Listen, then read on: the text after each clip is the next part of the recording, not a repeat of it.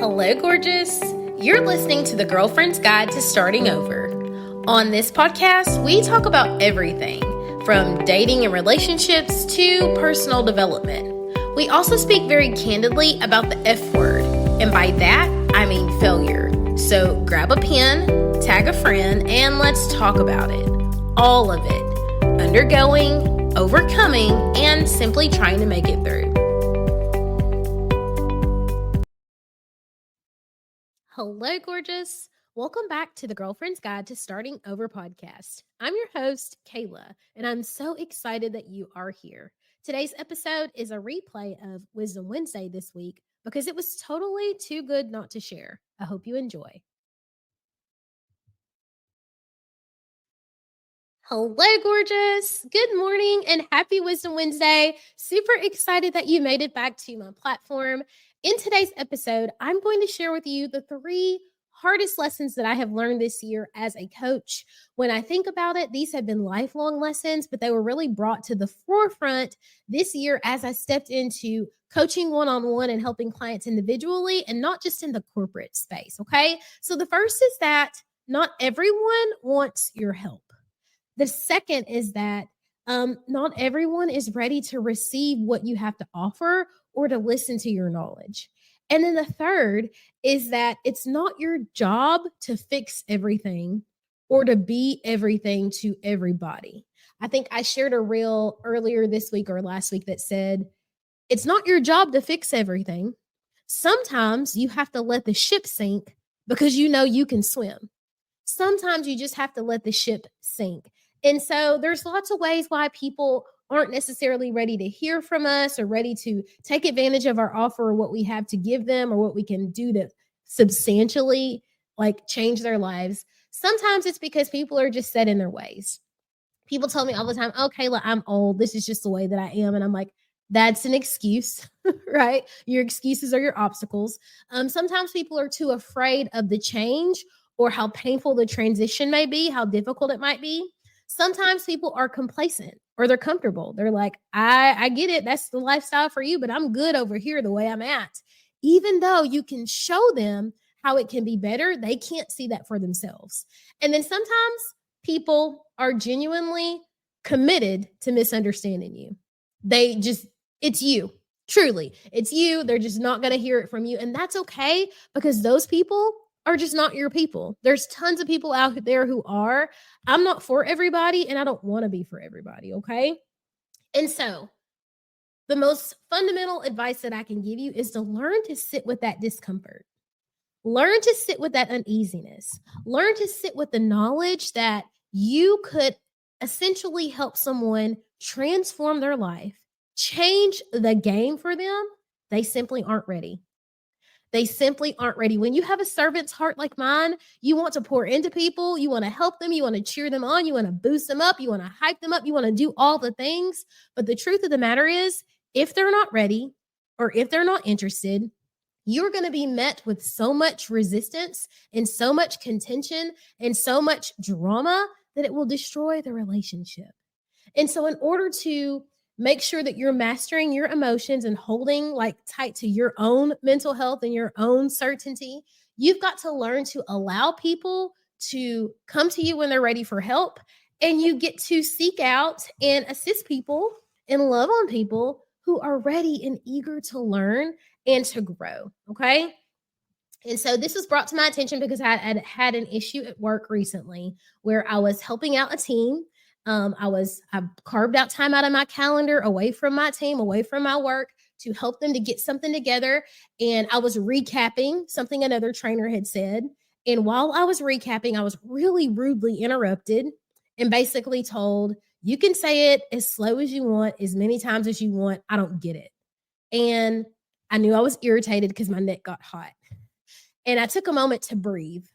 Because I'm really working on mastering my emotions. I've worked really hard on this because the old Kayla would have been like, it looks like you don't need help. But this Kayla was like, Kayla, this is not about you. This is when I got to take a moment to take Kayla out of it. It was not about me. It was not an attack on me. It was not an attack on the way that I was teaching. It was none of that. She could hear me, but she wasn't listening.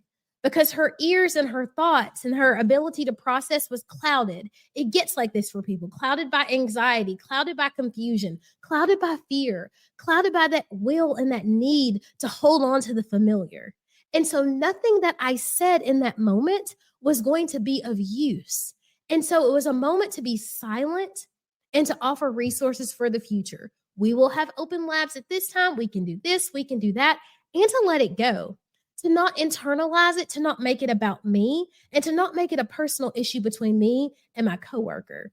That is a learning process. That is how you master your emotions. And that is how you stay sane when you have a servant's heart, when you want to love on people, when you want to pour into people. You have to allow them to learn at their own pace. Okay. And so, my top 3 tips for dealing with this, if you are someone who is breaking generational curses, breaking cycles, like breaking down barriers in your family, and you're moving different, and people are like, who does she think she is? And oh, you eat like that now, and all of those things that people just say because it's not familiar. First things first is do not ruminate on your desire to help someone, and do not ruminate on their refusal to allow it. Don't ruminate. There are dozens of people waiting for you to pour into them, to share your experiences, to share your meal plan, to talk to them about all the ways that you're growing in the podcasts that you're listening to and the books that you're reading. Tons of people want to hear it. Stop allowing it to fall on deaf ears. Talk to somebody else. Number 2, be incredibly proud of that servant's heart. Be incredibly proud of your desire to share your zeal, your new knowledge, your passion with someone, and know that your people are out there. Hey, my people, I love y'all so much. Know that they are out there, right? Do not lose sight or hope of that. And know that that process is a continuous process. But your people will show up because they will hear you. They are listening for exactly your message. And then number 3, I want you guys to move your body. I guess it's 4 steps. Move your body to work out that frustration. Because I know that when I get angry, it's a tension. So fear and anger are the 2 things that drive tension, right? You have to move your body. You have to do something. So I got out, I walked my dog, I cleaned up into my house a little bit, because that buildup of emotion, it doesn't just go somewhere. You choose not to pop off. You choose not to be wild. Do something with that that's productive. And so I did some cleaning. I washed some loads of clothes. I'm going to fold them up. Normally that's a 7 to 10 day, like 10 business days activity at my house. But I did some physical activity to work off the tension. And then lastly, focus on the people who are ready to hear. Focus on the people who are ready to hear. Immediately after this situation, went to the office. I checked my emails. I had people reaching out to me. Can you help me with this? Can you help me with that? Can I get guidance on this? My inbox is always flooded with people. Hey, Kayla, I could really use your help. I could really use your guidance. Kayla, So I focus on the people who are ready to hear because they're out there. I love you and I want the best for you. And I want you to know that you are a diamond. You are precious and you have so much to offer this world. And I don't want you to give up on your love and your passion for spreading joy, for spreading love, for spreading life, for spreading that you can transform, even if it's just you sharing your journey. I don't want you to give up on that because a few people aren't ready to hear it. Let's chat in the next one. Goodbye.